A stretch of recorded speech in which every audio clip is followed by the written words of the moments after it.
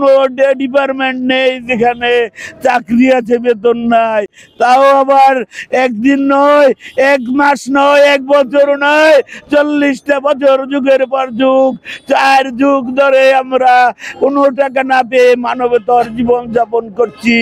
অনেক প্রাথমিক বিদ্যালয়ের শিক্ষকরা বাজার করে যাচ্ছে সুন্দরভাবে, আর আমরা দেখে কষ্ট পাচ্ছি। আমরা তো মানুষ।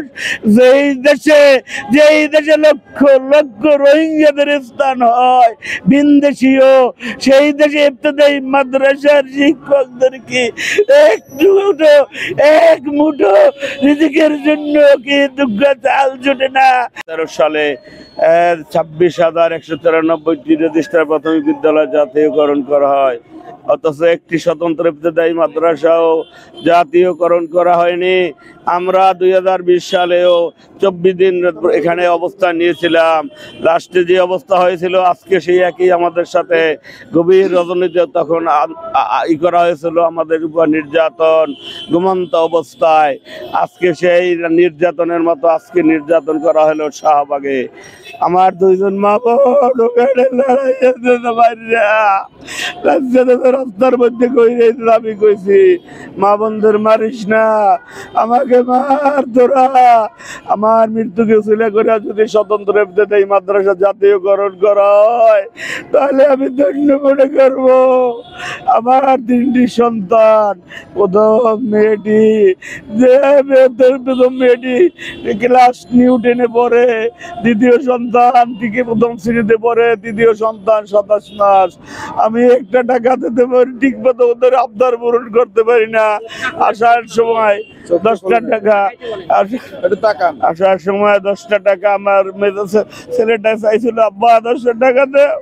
আমি বলছি বাবা আমার কাছে দেওয়ার মতো ওইরকম নাই, কটা টাকা আমি আছে আমার যাতায়াত খরচ। আব্বু আজকে যদি বেতন না দিতে পারি আর আসবো না, জাতীয়করণ করা যদি না হয় আমি আর ফিরে আসবো না।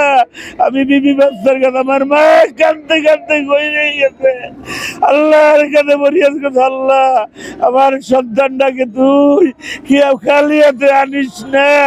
ও খালি 2001 সালে নিয়োগ হয়ে যাচ্ছে, প্রতি বছর যায় আন্দোলন করতে, বেড়ে আসি খালি হাতে।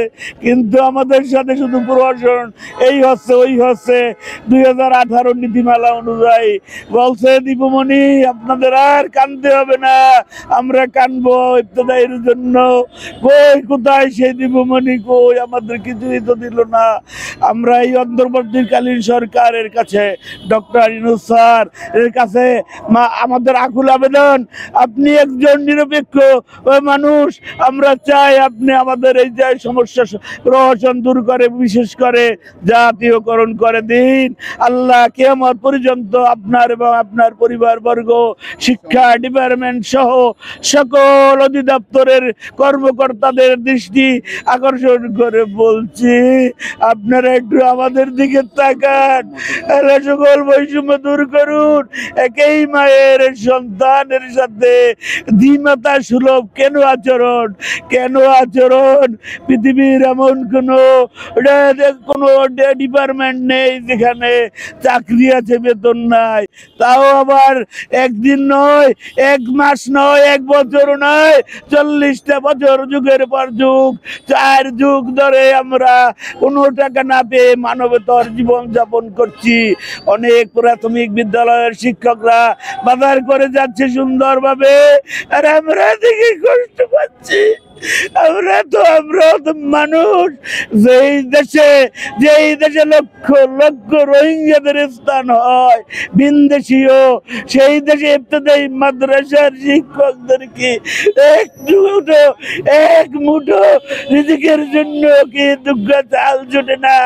আল্লাহ স্বতন্ত্র ইবতদায়ী মাদ্রাসা সকল উপদেষ্টাদের কাছে আবেদন, আপনারা একটু জাতীয়করণের জন্য আর সকল মিডিয়া আপনারা একটু লেখুন, আপনারাও তো এই শিক্ষকদের কাছে লেখাপড়া করে বড় হয়েছেন কোনো না কোনো শিক্ষা প্রতিষ্ঠানে।